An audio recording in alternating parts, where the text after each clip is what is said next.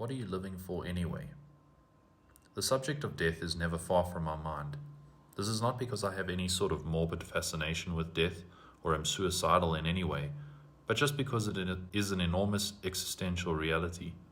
Death means that my time is not infinite, and I must give thought to how I spend it.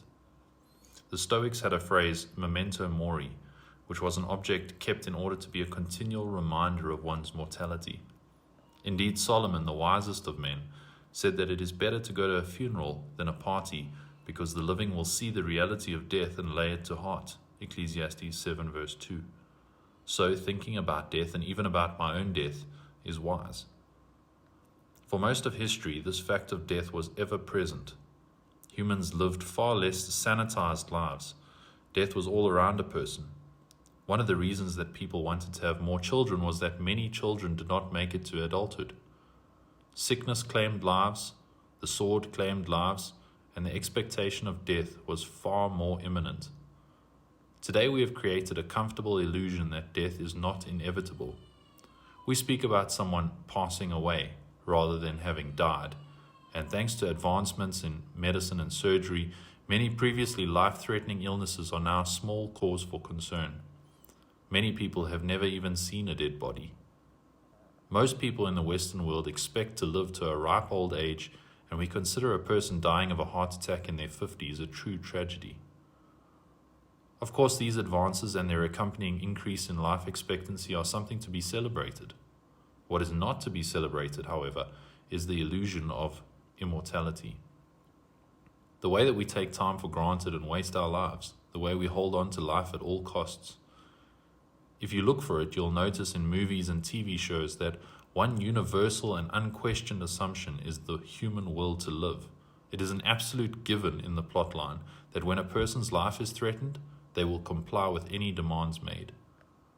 Somehow, when we stop thinking about death, we quickly lose any transcendent reason to live.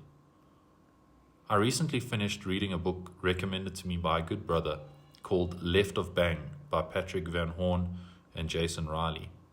The book itself was helpful in that it teaches techniques of what is called combat profiling, which allows a person to more objectively assess a situation and predict threats, thus responding to them proactively before the bang has happened rather than after. As I was reading earlier today, I noticed a line, "We would never recommend that a person purposefully put himself or herself in danger, but depending on the situation, this may be necessary." End quote. Of course, even in bygone eras where the reality of death was far more difficult to conceal, no one was rejoicing in the fact of their mortality. But even without glorying in death, there was a more pervasive sense that certain things were worth dying for. Certain things were worth sacrificing one's life for.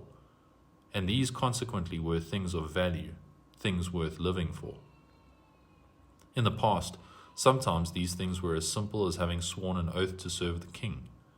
You may not personally have believed in the cause for which you were fighting, but you were loyal to the Lord you were fighting for, and so you would be willing to risk your life to help him attain his ends. Sometimes it was family, faith, land, etc. But whatever it was, the point is that there were things worth dying for. Nowadays, we seem to avoid death at all costs. The thought of dying before you're old and wrinkled is abhorrent and not to be accepted under any circumstances. This worldview only makes sense at all if you consider that this life is absolutely all there is. But for Christians who know otherwise, for Christians who know that this life is a mist which vanishes with the sun, a flower of the field which withers in a day, this clinging on to life at all costs is either insane or embarrassingly revealing. Insane because it makes no sense to cling to a vapor when you've been promised the ocean. If it's not insane, it reveals your unbelief. If you refuse to give up life on this earth until you have absolutely no strength left in you to keep living, in other words, old age, then you reveal that your heart is here on earth, along with your treasure. But if your treasure is in heaven, there are many good reasons to sacrifice one's life. There are numerous dangerous situations which I can reasonably place myself in service of something greater than life, someone greater than life. As a Christian, dying to protect my family, or even a stranger, is no waste. As a Christian, dying for any cause is no waste. After all, This is what Jesus did at 33 years of age.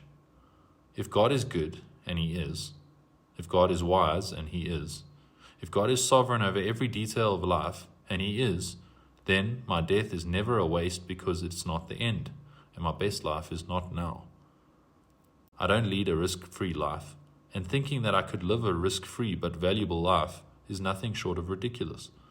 So I intend to lose the fear, to be bold. I intend to accept and embrace my mortality and make my life count. I intend to live for something worth dying for, to live confidently, to spend my life well. I don't want to live conservatively, coasting along and arriving at the harbor with wasted provisions on board. I want to use it up. And if the time comes when I'm called to sacrifice it in service of my King, I pray I'll do it boldly, joyfully, and without hesitation.